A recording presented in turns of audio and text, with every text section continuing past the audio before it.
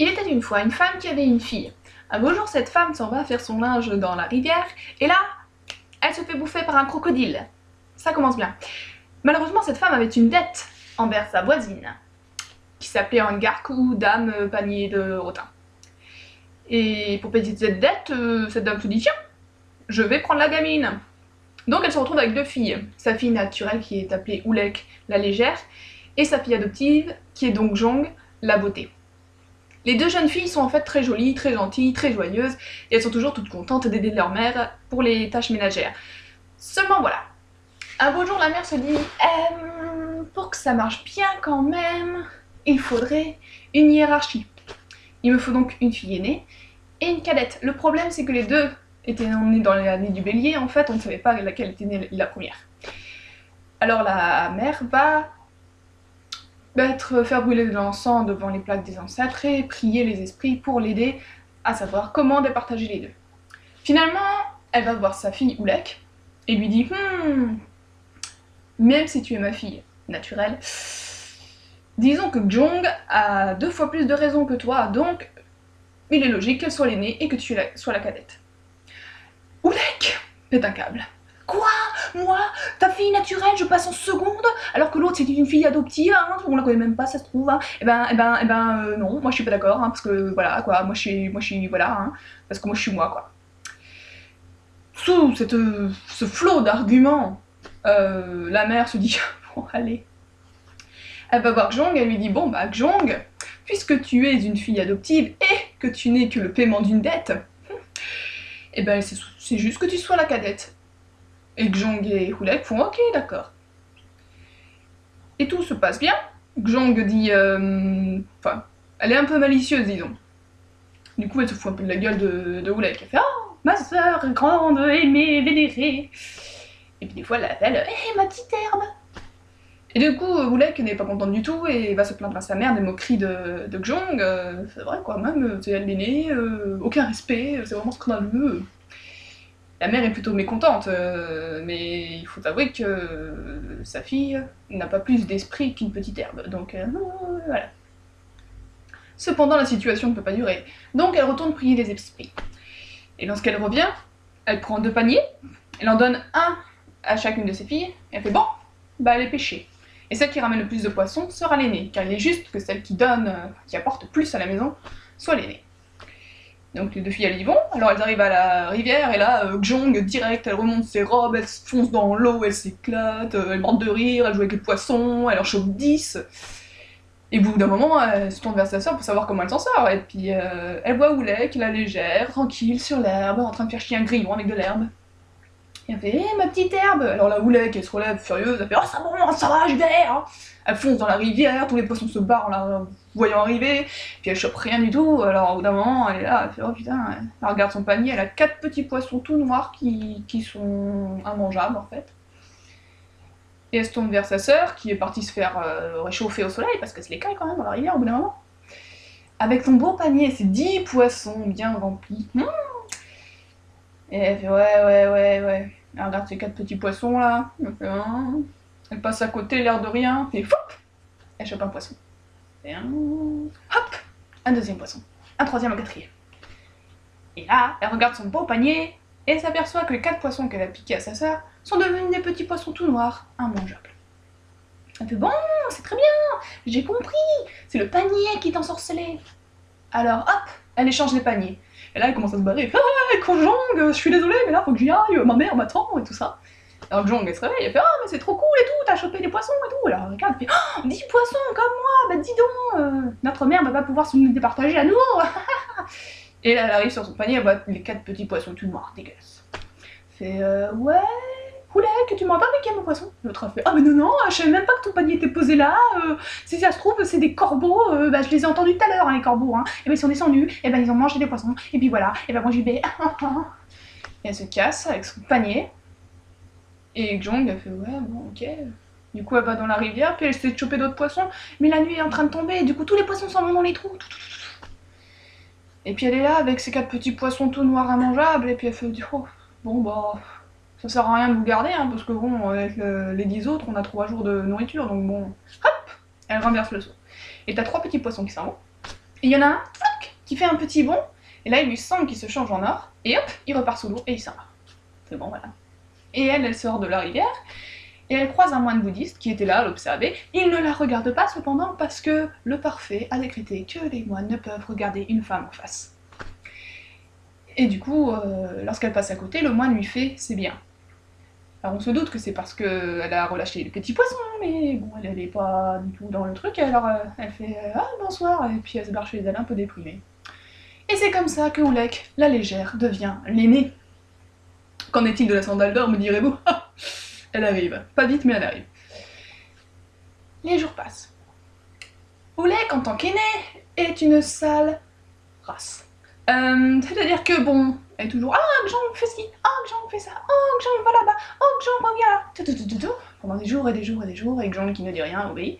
Puis un jour, Oulek a une illumination. Oh, et si au lieu de t'appeler Gjong la beauté, on t'appelait Gjong le bout de tisson? La bonne blague. Et c'est ainsi que Gjong la beauté devient Gjong le bout de tisson. Et un beau jour, la mère vient la voir. Elle dit « Gjong, t'en as pas marre de foutre de glander toute la journée, là tu fous rien, c'est vraiment pas sympa pour ta sœur, hein, puisque c'est comme ça, tu vois, j'ai acheté 3 chèvres, bah tu vas les emmener paître dans les champs. » Gjong elle fait ok, d'accord, bon, elle emmène des chèvres, elle arrive près de la mare, et là elle ouvre sa petite feuille de bananier pour prendre son petit riz et tout ça, et puis elle commence à grignoter. Et elle voit un reflet d'or dans l'eau. Alors elle s'approche, elle fait « viens, viens Tirok, viens, mange un peu de riz », elle lui donne du riz. Tirok, c'est donc le petit poisson. Alors je ne sais pas ce que ça veut dire, Tirok, mais apparemment c'est un nom très flatteur, surtout pour un petit poisson. Donc il est tout content, lui, alors il arrive, tout, il mange le riz, non. Et pendant 100 jours, comme ça, elle revient à chaque fois à la mare, et elle se lie d'amitié avec ce petit poisson. Et alors il s'amuse beaucoup, parce que bon, elle se regarde dans l'eau, il s'amuse à lui faire un collier d'or et tout ça, de par le reflet, machin, grande rigolade. Un beau jour, quand elle rentre chez elle, Oulek l'aperçoit, elle fait « mais c'est bizarre quand même, hein, parce que Gjong, elle est quand même vachement radieuse, c'est pas normal. » Elle fait « oh, mon dieu, mais si ça se trouve, c'est un homme !» Et elle commence à s'inquiéter parce qu'elle a des vues sur un homme dont elle espère se faire épouser. Elle se dit à tous les coups c'est le même, quoi. Gjong serait en train de me piquer mon futur fiancé, qu'il ne sait même pas qu'il est mon fiancé encore au futur. Et du coup, elle la suit. Elle arrive à la mare, comme ça, puis elle est complètement débile, elle joue toute seule avec son reflet, mais complètement con en fait cette gamine. Et pendant ce temps-là, les chèvres, en fait, sont allées grignoter un champ de coton à côté. Et bien sûr, le propriétaire de ce champ de coton n'est pas du tout content. Et du coup, il demande à Gjong, en remboursement, de nettoyer sa maison pendant toute la journée. Pendant que Gjong jouait dans la mare, Oulek a vu quand même un reflet dans l'eau et elle se dit que finalement Gjong a trouvé un trésor. C'est pas plus mal. Et pendant que Gjong va nettoyer du coup cette maison qui est remplie de poussière parce qu'il est incapable de garder une servante trop longtemps, notamment il est exécrable, Oulek elle arrive dans la mare comme ça, puis elle s'approche, et puis comme elle a entendu Gjong, elle fait Tirok, Tirok, viens manger, et elle le jette le petit bout des riz. Et Tirok qui arrive, et Oulek, elle chope le petit poisson, elle fait ah le trésor, elle l'ouvre, et là elle voit un petit poisson tout noir, immangeable. Elle l'explose contre un rocher, elle le ramène chez elle, elle le coupe en 3. Clic, clac. Et puis elle se dit, un petit bout pour moi, un petit bout pour moi, et un petit bout pour Gjong. Donc elle met dans un tube de bambou le petit bout à garder pour sa maman, qui est à la capitale Chaban pendant ce temps-là, en fait, du coup elle va pas rentrer tout de suite. Et elle mange finalement les 2 bouts. Et là l'estomac lourd, ah, comme s'il y avait une pierre de temps ou bien de l'or. Elle ne meurt pas, non, elle ne meurt pas tout de suite, on l'aurait espéré. Et Gjong, qui a fini de nettoyer la maison, court à la mare, et elle prend ce qui reste de riz, en fait, elle retrouve, et puis elle jette le riz, elle fait « Tirok, viens manger !» Et personne ne vient. Et non, parce qu'il est mort. Alors elle regarde la mare comme ça, elle commence à pleurer, bien sûr, et puis elle se dit « ah, c'est ça, c'est certainement quelqu'un qui me l'a volé, et tout ça, oh là là, que vais-je faire, que vais-je devenir ?» Et toute triste, elle commence à rentrer chez elle. Et là, elle croise le moine bouddhiste, de la dernière fois, qui toujours se cache le visage avec un mental, parce qu'il n'a toujours pas le droit de regarder les femmes. Et il me ramène quelque chose. Elle ne saisit pas, et comme elle est un peu vénère, elle fait « ouais putain, qu'est-ce que tu me veux, toi, vas-y, qu'est-ce que tu me veux, tu me cherches, là ?» Et le moine lui fait « ah, toi qui aimes les animaux avec un cœur pur, va, et surtout n'oublie pas ton rêve. » Que? Bon, très bien. Alors elle fait bon bah d'accord, moi tu sais moi je suis Cham, je comprends rien, je connais pas ton gars que t'appelles le parfait là, donc techniquement voilà. Et puis le bouddhiste fait non non va. Bon. Donc il rentre chez elle, Jong, et il fait une nuit noire bien sûr à ce moment-là. Et là t'as Oleg qui se réveille un petit peu et qui fait je vais dire à maman que t'es restée dehors toute la nuit. Sale pu. Et Jong, elle s'installe, elle s'endort, et dans ses rêves, elle voit son petit T-Rock qui arrive et qui dit non, non, ne pleure pas, sœur aînée, ne t'inquiète pas, il reste un petit bout de moi conservé dans un tube de bambou. Demain, tu mettras ce petit bout de queue qui reste dans une noix de coco et tu iras l'enterrer. Et le lendemain, du coup, elle se réveille, elle fait ce que son rêve a demandé, puisque voilà, elle préfère autant se recueillir sur un pseudo-tombe que de savoir qu'il le reste s'est fait bouffer par la mer. Elle enterre son truc, et pendant 100 jours, elle va sur la tombe, on va dire, du petit poisson. Et au 100e jour, elle voit une petite tige d'or qui sort. Oui, la sandale d'or, on y arrive. Une petite tige d'or qui sort. Et comme elle est curieuse, parce que c'est une femme, c'est écrit comme ça dans le texte, elle creuse, et elle trouve une paire de sandales d'or. Alors toute contente, hop, elle l'enveloppe dans son écharpe, et elle court chez elle. Et là, elle se rend compte que son écharpe s'est changée en or, que sa jupe s'est changée en or, et elle comprend que tout ce qui lui appartient se change en or grâce aux sandales d'or. Et à ce moment-là, il y a sa mère et Oleg qui arrivent. Du coup, hop, elle saute par la fenêtre, elle descend les pilotis, elle court dans la campagne. Et puis hop, elle s'habille, tout en or comme ça, elle s'éclate, tout, elle va près de la mare, elle se regarde. Et là, elle rit et elle pleure en même temps, parce qu'elle rit parce qu'elle se trouve jolie. Et elle pleure parce que T-Rock n'est pas là pour le voir. Et finalement, quand elle s'est bien baignée, elle va faire sécher tout ça, tout. Et à ce moment-là, arrive un corbeau. Je fais bien le corbeau. Et ce corbeau, il arrive comme ça, alors il la regarde, elle regarde, il la regarde, et hop, il chope la sandale et il s'envole. Alors elle court après, elle essaie de rattraper et tout ça, bien sûr ça ne sert à rien, sinon c'est pas drôle. Et du coup voilà, elles font en larmes et voilà. Le deuxième personnage que vous attendez tous, le prince. Enfin, dans ce cas-là, le roi. Indravarman, 4, est un grand roi. Il n'aime pas les femmes par contre, enfin...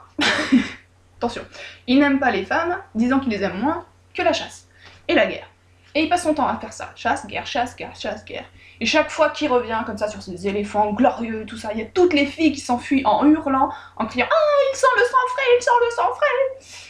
Et lui s'en fout complètement royalement. Une fois qu'il arrive dans sa cour, les soldats exténués s'écroulent à moitié, et lui là, hop, entraînement. Alors tout de suite, il repart en entraînement, après il retourne à la chasse, et ça n'arrête pas, ça n'arrête pas.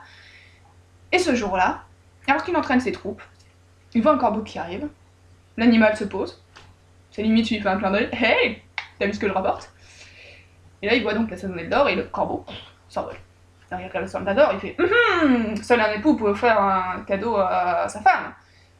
Sous-entendu, en fait, c'est que sandale d'or, c'est forcément à une femme. En gros, c'est ça.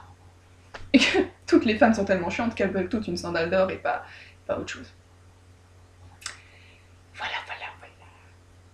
Et du coup, il trouve ça bizarre quand même qu'un corbeau lui ramène ça, du coup il va parler de vin, il fait putain c'est un signe ou quoi, je vais perdre, putain on va crever et tout.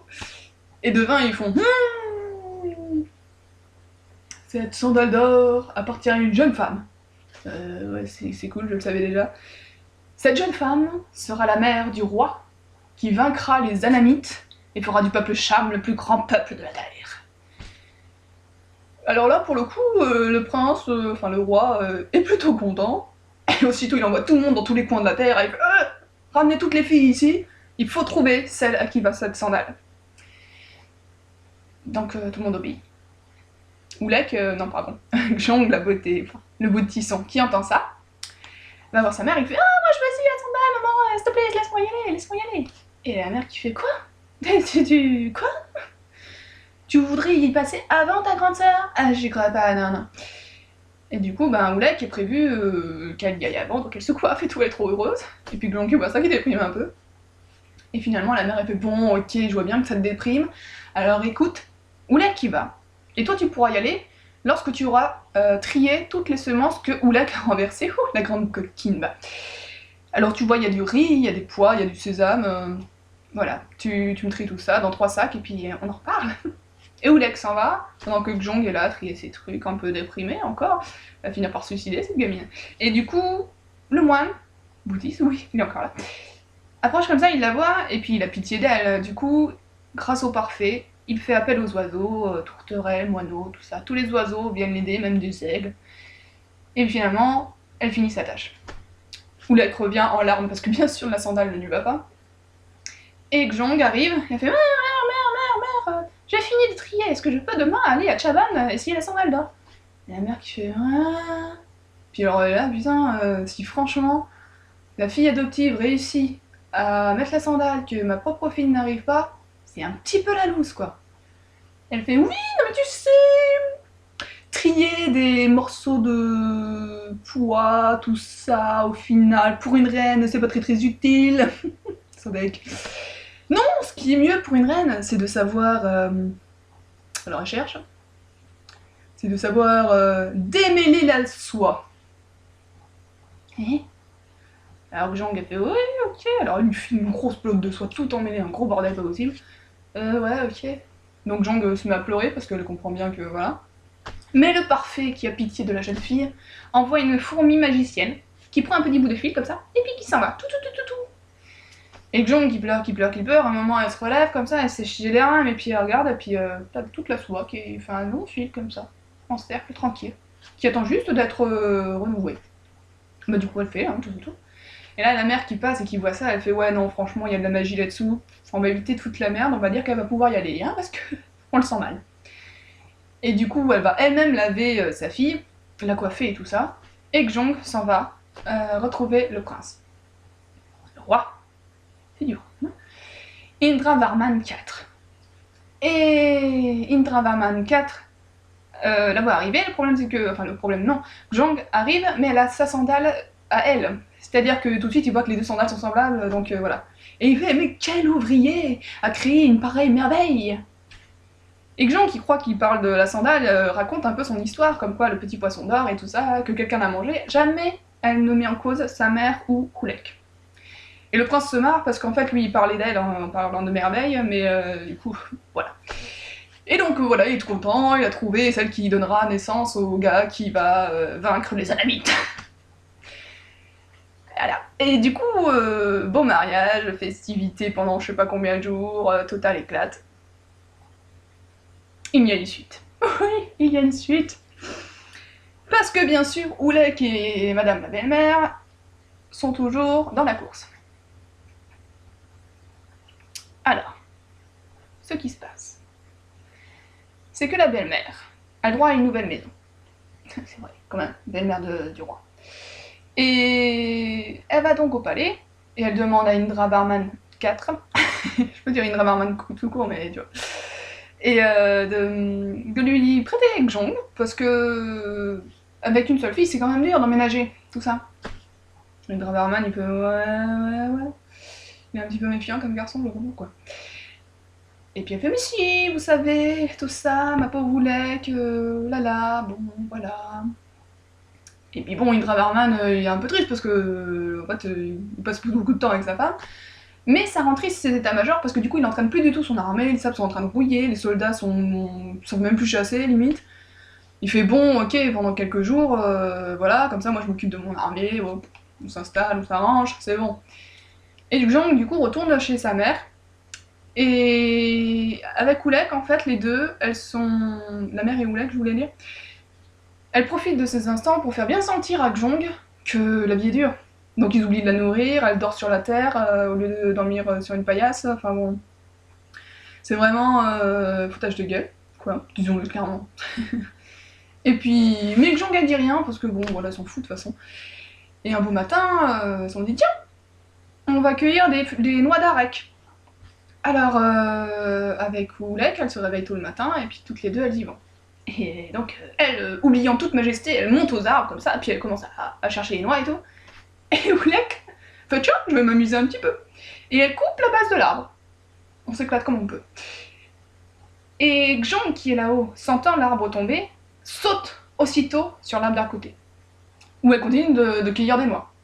Elle est en pleine de putain de tentatives de meurtre, là. Et l'autre elle continue de cueillir des noix. Et puis t'as juste une phrase qui dit Jong avait un peu peur, mais ne voulait pas le montrer. Point barre. Parce que pendant ce temps-là, Oulek, elle le coupe, l'arbre. L'arbre tombe à nouveau, hop, Jong saute sur la d'à côté et continue de cueillir ses putains de noix. Bon. Putain, mais quoi? Oh, je crois qu'elle essaie de me tuer, tout va bien, c'est super. Oh la vache, mais faites quelque chose. Oulek continue de couper les arbres, elle saute, elle saute, elle saute. Et finalement, au dernier arbre, l'arbre commence à tomber. Elle n'a pas le temps de sauter parce qu'elle vient juste d'atterrir en fait. Oulek a un peu accéléré le rythme. Elle tombe dans la mare, quelques bulles, et c'est tout. Jong meurt noyé. Vous êtes content qu'il y ait une suite pour ça, hein, quand même. Hein. Jong est morte, et Oulek va voir sa mère, et elle fait « Oh non, c'est quand même très triste. C'est ballot. Jong était en train de jouer comme une idiote en haut des araignées, et puis l'arbre est tombé, elle est morte noyée. Flûte. Et la mère, elle est furieuse, mais alors furieuse. Alors je vous arrête, elle est pas furieuse contre Oulek, non, elle est furieuse contre Jong. Pour une fois qu'une paysanne avait la chance d'être la belle-mère du roi, cette conne, elle trouve le moyen de se noyer. Non mais franchement, faites des gosses qui disaient, non mais c'est n'importe quoi, on peut plus compter sur personne. Oh putain, la famille. La famille. Et du coup, elle fait même comment arranger ça? Parce qu'en attendant, le roi il attend sa femme, hein. Indra Varman, c'est pas rigolo non plus. Hein. Et du coup, elle regarde sa fille, elle fait bon. Tant pis. Pour arranger ça, pour payer cette dette, à la place de sa femme, je vais lui donner une autre femme. Oh, quel dommage. Oulek, tu vas devoir remplacer ta sœur auprès du roi. Ah bon? Du tout. Mais c'est fou comme tout s'arrange. Bien. Donc les deux, elles se ramènent au palais. Et Indra Varman, il est là. Elle est où ma femme? Exactement. Oups. Et donc Dame Panier de Rotin fait « Oh, c'est terrible, c'est terrible. Je l'ai tellement mal surveillée, c'est ma faute. » Et toi tu vas te dire qu'elle va dire un petit semblant de vérité. Et là elle te sort « Oui, tout est arrivé une nuit. Un jeune flûtiste est arrivé et hop, elle s'est habillée, elle s'est enfuie avec lui. » Quoi? C'est l'histoire d'où ça, putain? Et Indra Varman devient furieux. Encore. Il est, mais alors, furieux à tel point, il envoie, mais alors des gens dans les mines de sel parce qu'ils ont renversé une tasse, il fait décapiter des gens qui se baladent dans la cour, mais sans raison. Et bien sûr, Dame Panier de Rotin manque de peu de se faire emprisonner. Mais en fait, elle supplie tellement bien, elle se met à pleurer, à hurler. Elle fait « Ouais, mais je vous donne ma fille en échange, en épouse de remplacement, pendant qu'on recherche Jong, si ça trouve, tout va bien, elle va revenir, hein, elle va le quitter, son flûtiste. » Et du coup, il la regarde, il fait, avec un air menaçant, il fait « D'accord, ok, donc je prends Oulek pour épouse en attendant que vous retrouviez Jong, et je compte bien à ce que vous le retrouviez, parce que là, je vais vous pourrir, mais vous avez même pas aidé. » Et du coup, la belle-mère « Ah, ok, d'accord. » Et puis elle rentre chez elle, et puis elle fait « Bon, bah c'est bien. » Et voilà, donc bien sûr personne ne cherche Jong, et elle reste chez elle tranquille pendant que Oulek lui envoie des cadeaux royaux. C'est trop bien, c'est trop génial. Mais le roi, bien sûr, déprime. Ils ont tendance à tous déprimer quand leur femme s'en va, c'est beau. Hein. Et Indra Varman déprime un max. Tout le monde s'inquiète, on cherche des remèdes, bien sûr, rien ne marche. Et un beau jour, sans grande motivation, il fait aller. On va à la chasse. Et ils vont à la chasse. Et au bout d'un moment, ils arrivent près de la mare où a disparu Jong, il y a même encore les arbres qui sont par terre. Hein. Il fait « Mais c'est bizarre, mais là... Le roi, il sent son cœur qui se serre, quoi. Et il fait « Mais pourquoi ça m'arrive là? Je comprends pas. » Et dans la mare, il voit un reflet d'or, et puis il fait « Allez, vous tous, là, allez me chercher quelque chose. Je sais pas, il y a un truc dans la mare qui m'attire, là. Trouvez ce que c'est, là, dépêchez-vous. » Et ils vont tous dans la mare, et ils voient une petite tortue d'or qui s'approche vers le roi. Et Indra Varman prend la petite tortue, et il la ramène chez lui, il crée un immense bassin pour elle, et tous les jours il va la voir.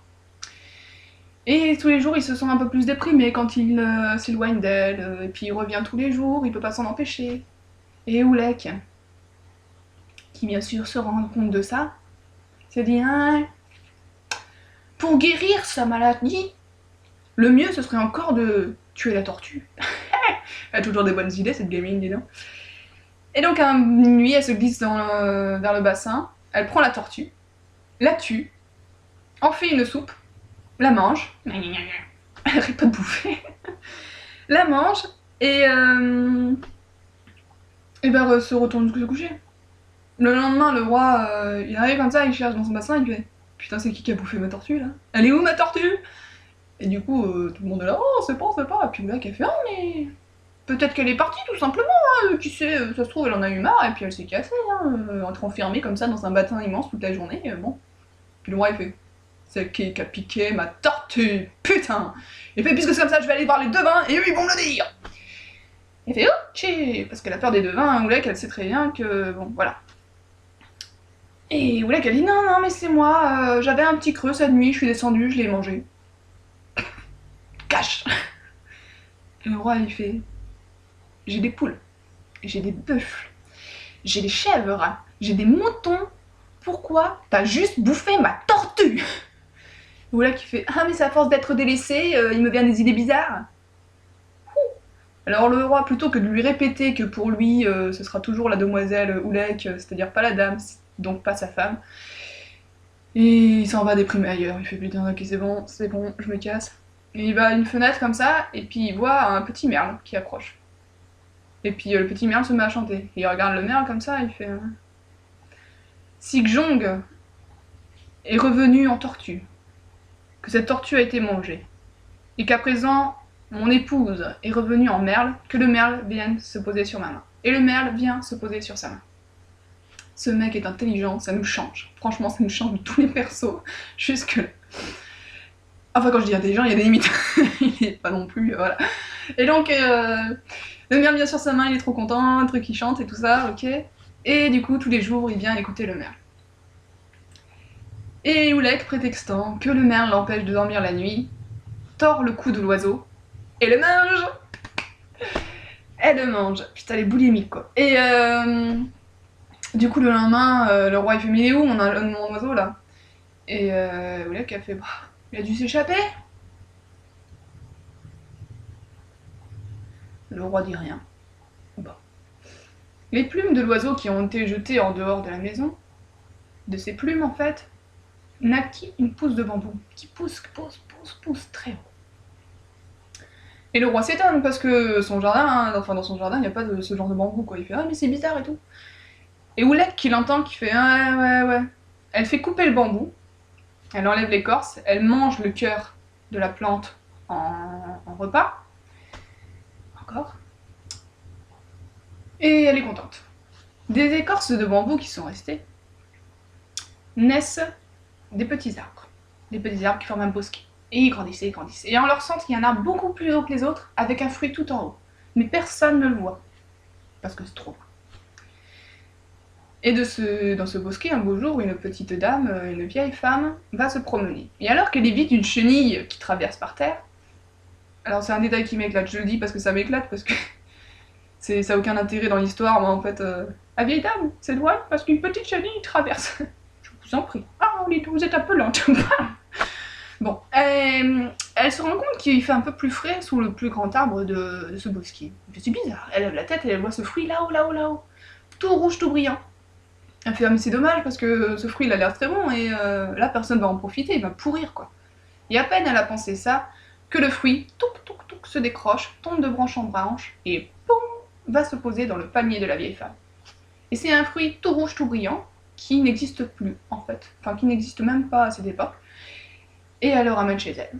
Donc elle le pose dans une jarrerie, donc bon je verrai plus tard. Le lendemain elle va faire ses affaires, tout ça, et quand elle revient, bien sûr, la maison est nettoyée, le repas est fait. Ah non c'est bizarre ça.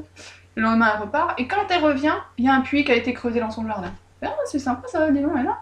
Elle repart, et quand elle revient, bon vous avez compris, pendant plusieurs jours, Xong, je sais même plus son nom, Xong la beauté, jaillit du fruit et fait tout plein de trucs. Un beau jour, bon bien sûr la vieille femme se dit ah, elle est curieuse parce que c'est une femme, j'adore cette remarque, et du coup elle va se planquer, et elle voit donc Xong qui sort, faire son petit ménage, et pendant ce temps-là, elle fait mais c'est bizarre, elle sort d'où celle-là? Puis elle rentre dans sa maison discrètement, elle regarde dans la jarrerie, et elle voit l'écorce du fruit. Elle fait mais bah, tiens, dans cette petite fruit, c'est bizarre quand même. Elle prend l'écorce, elle la caresse dans son écharpe, et là elle tousse. T'as Xong qui se retourne et qui essaie de courir vers la jarrerie, et puis elle voit que l'écorce n'est plus là, et du coup elle se marre. J'aime bien. Ah, c'est trop drôle. Ça va toi? Et la vieille qui demande mais qui êtes-vous? Comment ça fait dit que vous tenez dans cette toute petite écorce de fruit? C'est quand même très bizarre. Et Jong lui dit ah vous savez, je suis morte et je suis revenue, je suis morte et je suis revenue, je suis morte et... Elle est morte combien de fois cette gamine déjà? Enfin bref, elle raconte son histoire en gros. Et elle dit à la vieille femme, demain va au palais et dis que tu donnes un magnifique banquet en l'honneur du roi. Et en l'honneur de la bonté du roi. La vieille femme dit oui mais je veux dire ma maison est un petit peu pourrie, je sais pas, j'ai rien à manger, donc ça le fait pas trop quoi. Puis Jong a fait non mais vas-y t'inquiète pas, vas-y. La vieille femme elle y va. Elle arrive devant le roi, elle se prosterne, parce que seul le roi a le droit de se tenir debout la tête haute, en cham, et elle demande oui bonjour, en l'honneur du plus grand roi de notre pays, que notre pays ait jamais eu, je vous invite à manger à ma table. Alors tout le monde est là, putain, elle se fout de notre gueule, la paysanne. Puis le roi, il observe comme ça, et puis il voit qu'elle est presque à la limite de pleurer, parce qu'elle sent qu'elle va se faire décapiter, quoi. C'est vraiment... Et au final, le roi, il fait oui, c'est bon, je viens. Il est gentil. Du coup, la vieille femme est toute contente, elle s'apprête à partir, et là, t'as le ministre qui fait ouais, mais la tradition veut que si le roi est invité en dehors du palais, il faut que le chemin qui aille du palais à ce lieu soit recouvert d'un tapis de soie et de velours. Et le roi il fait oui, c'est la tradition, vieille femme, si tu veux que je vienne, fais-moi un tapis de soie et de velours. Ha. Donc la vieille rentre chez elle et puis elle dit à Jong, bah voilà, il faut tapis de soie et de velours, qu'est-ce qu'on fait là? Puis Jong fait t'inquiète, t'inquiète, maîtrise totale, demain tu y retournes et ce sera fait. Et le lendemain, pendant tout le trajet qu'elle fait jusqu'au palais, derrière ses pas se dresse un tapis de soie et de velours. Quand elle arrive au palais, elle est toute contente, beaucoup plus sûre d'elle que la veille. Elle fait voilà, monseigneur, tapis de soie et de velours, c'est bon, tu viens manger. Le roi il regarde par la fenêtre, il fait ah, c'est bizarre quand même, parce qu'elle a l'air vachement riche finalement cette vieille femme, c'est un peu normal ou pas du tout là? Et au final il fait ok c'est bon, je viens. Et du coup, Jong elle lui dit à la vieille, surtout va inviter d'autres gens nobles, tout ça, dis-leur que tous ceux qui viendront participer à cette fête, leurs noms seront connus pendant 100 ans au moins dans toutes les histoires. C'est ok d'accord. Et donc elle fait ça, et bien sûr le lendemain, alors, méga tough chez la vieille. Déjà sa maison, elle s'est transformée en une nouvelle maison toute neuve avec des piliers en or et tout ça. Et il y a tout plein de trucs à manger tout le temps, alors tout le monde se gave, tout le monde est très content. Le roi arrive, il s'installe dans une petite estrade isolée, et la reine, la vieille femme, pardon, lui apporte des chics et des cigarettes faites par sa femme. Donc il regarde ça, il fume une cigarette, il met une chic à sa bouche, il fait « Femme, qui donc a apporté ces biens ?»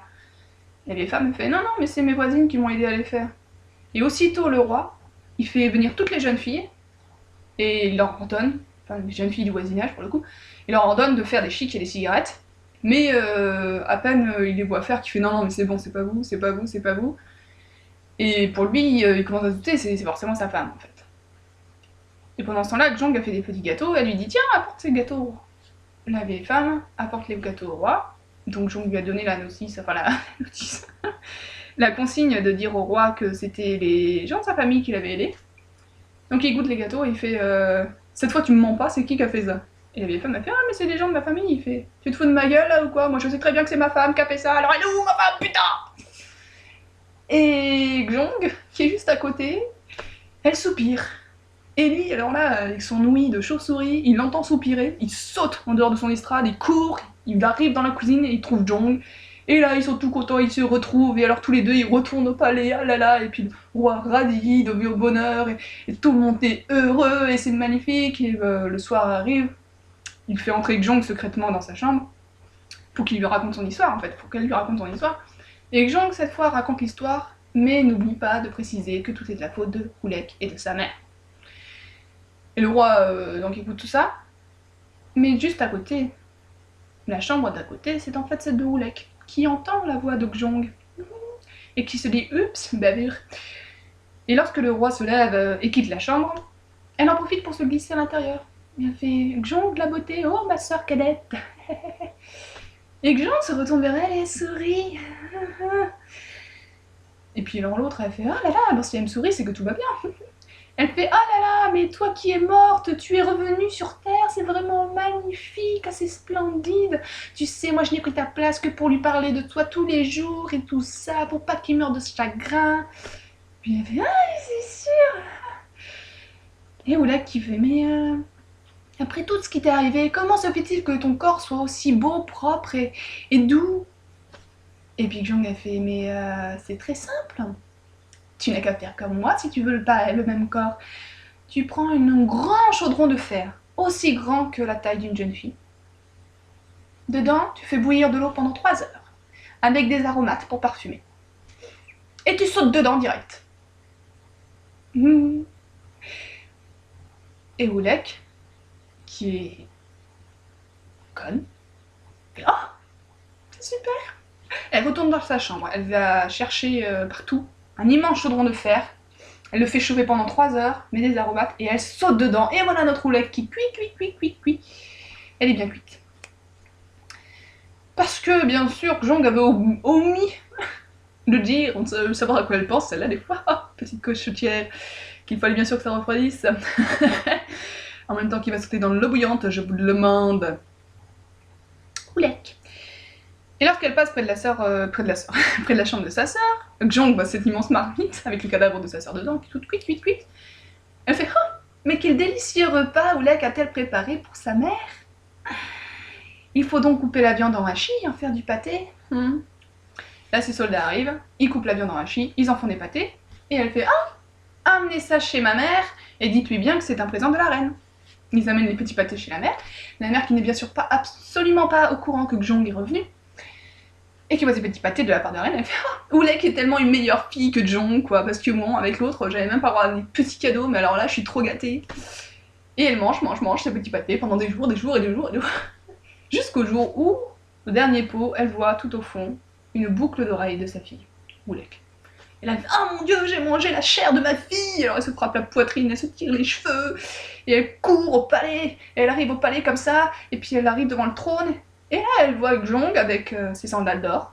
Elle fait « Ah, mais c'est bizarre, parce que celle-là ressemble vachement à Jong la beauté, dis donc. C'est pas possible parce qu'elle est morte, mais quand même elle y ressemble vachement, là. » Et du coup elle lui demande « D'où venez-vous ?» Et Jong répond « Bah je suis une fille adoptive d'une femme du voisinage. »